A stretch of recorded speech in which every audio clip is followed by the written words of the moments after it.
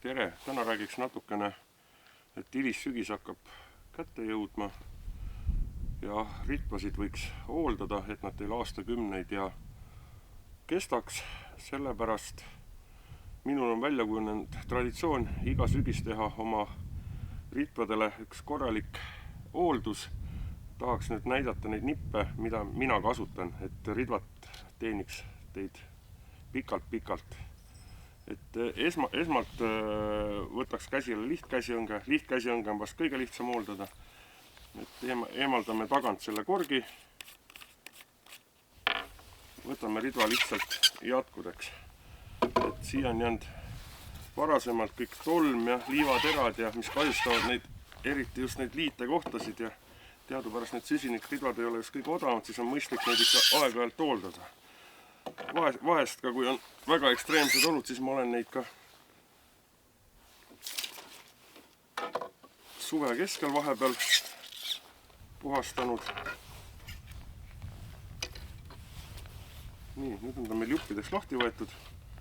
Esmalt käin kõik jatkud niiske lapiga kenasti üle.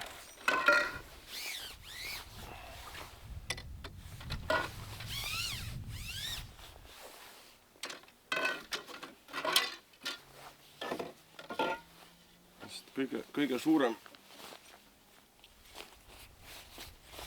vaev ongi selle viimase käe pidamine, et siia on tavaliselt kogunenud söödajäägid ja kalalima vahest.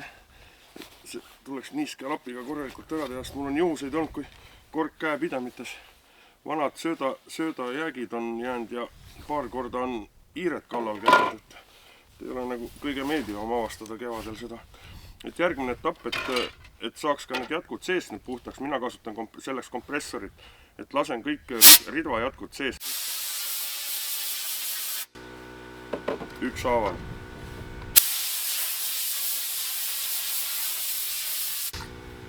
Nii ma olen kindel, et mul ei ole enam mehaanilisi osakesi siin ridva.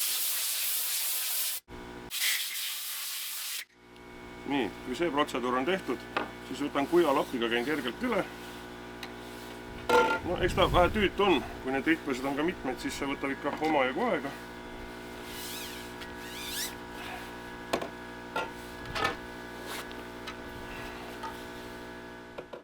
Et ridvad näeksid välja nagu uued ja saaksid väikse kerge kaitsekihi ja ülgaksid edaspidiseks natukene ka mustust, siis mina olen kasutanud niisugust silikon määrdespreid.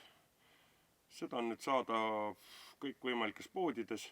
Tegelikult toodavad ka teatud kalastusfirmad sellist vahendit, ritvade hooldusvahendit. Mina olen kasutanud seda ja juba päris pikad aastad ja olen väga rahul. Järgnevalt tõmban kerge kihi peale seda silikonsprayt kõikidele jätkudele. Siis võtan mikroviibrist rapi ja tõmban sellega kergelt puhtaks. Ja tegelikult ei märkagi vahet, et kas sa oled ta nüüd värske ostnud või täitsa uus paistab välja, ütleme nii. Ja kõik jätkub käin niimoodi läbi.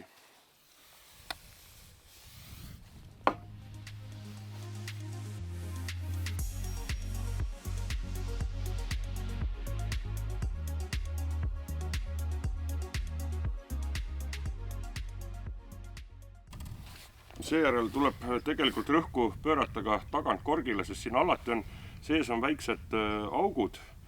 Et kui need umbe jäävad, siis see vesi ja kondents koguneb siia korgi peale ja siis see ei ole nagu kõige parem. Et sel juhul ma olen alati need korgid nüüd lasknud ka kompressoriga ilusti tagumised otsad puhtaks. Ja seejärel ongi ritv kokku tagasi ja see lihtkäsikas ongi tehtud. Järgnevalt näitaks ka seda Bologna ritva, kuidas sealt selle liiva kätte saab. Sisuliselt ega vahet ei tee, kas on just äsja poest ostetud või on hooldatud.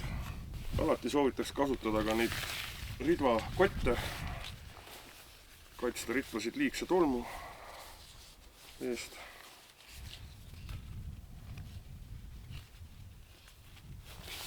Nii. Et järgmisena võtaks käsile Bologna ridva. Paraku seda nüüd üksipulgi lahti võtta ei saa. Aga mehaanilistest osakestest jätku vahelt saab ikkagist kompressoriga puhudes selle ridva päris puhtaks, et ise olen juba ka samamoodi pikki aastaid seda varianti kasutanud. Algul keeran tagant selle punni ära. Siin on samamoodi nüüd väiksed augud sees, jälgida, et need on tagant otsa oleks puhas, see korgi osa. Joondame ridva katte. Soovitaks kõigil seda ridva katet ikkagi kasutada. Nii, järgnevalt samamoodi kompressori ja tõmban jatku natuke eemale ja puhun jatku vahel selle mehaanilise sodi ära. Ja nii kõigi jatkudega. Tõmbab natukene kaugemale teisest jätkust, siia tekib niuke augu koht ja nüüd ei ole jätkukohtadel enam liiva, väga mõnusalt käivad. Et samamoodi järgnevalt tõmban ridva lahti ja määrin need silikonspraiga ükshaaval need jatkukohad ära.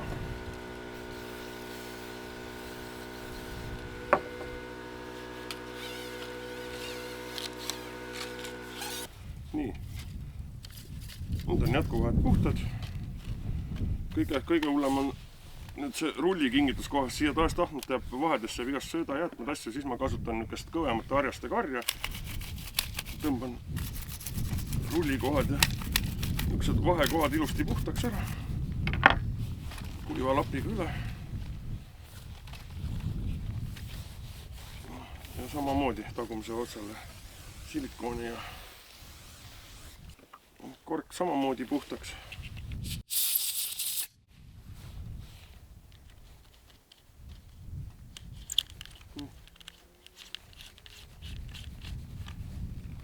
Tagasi, teinekord need korgid kipuvad ära kaduma, kui kergelt käivad. Ma olen kasutanud keermeteipi, olen hästi mõne ringi peale pannud, tagasi pannud, siis ta läheb nagu suht tuugalt siia keermesse ja püsib peal. Ei ole seda hirmu, et ära kaob.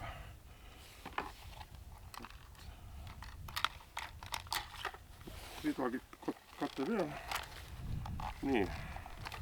Selle kalalkäigu aja jooksul mul on juhtunud paar õnnetust, et olen mõne ridva katki teinud, aga üldiselt väga harva, et mul need asjad üldiselt kestavad. Kas on nüüd tänu sellele, et ma neid hooldan, võib-olla liialt palju, aga asi on seda väärt. Võtaks käsile järgmisena viiderridva.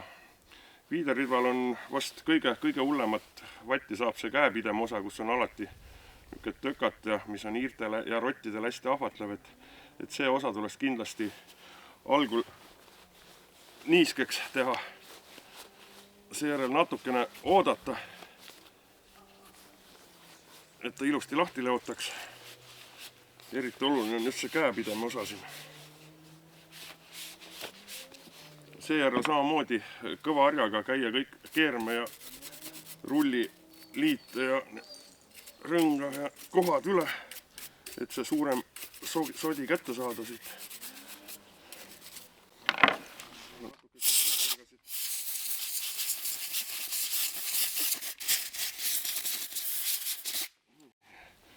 Kui see on puhas, siis viiderrittadel maksaks erilist tähelepanu pöörata just liitekohtadele, et need saaksid hästi puhtaks. Sest tihtilugu ma olen näinud väga paljudel kalameestel, et millegipärast need kohad, mis sinna liitesse sisse lähevad, on hästi ära kratsitud ja karvased, et tegelikult seda operatsiooni võiks peale igat kalalkäiku läbi viia kompressoriga need otsakohad mehaanilisest sodist puhtaks käia, et see on nagu ülioluline. Ja siis täpselt samamoodi.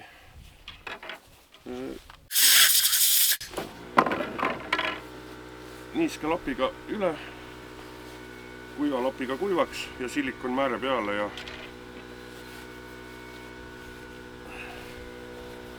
ongi ridvad talvekorterisse valmis panekuks. Asi on seda vaeva väärt, sest ega nad ei ole kõige odavam lõbu ja kui neid stabiilselt niimoodi hooldad iga aasta, siis nad teenivad tõesti siis väga pikalt. Ja kindlasti soovitaks kasutada neid kotte. Mina sain selle lühikese ajaga omal 3 ritva nüüd talvekorterisse seatud, et soovin teile samamoodi edu ritvade hooldamisel. Kohtame peatselt.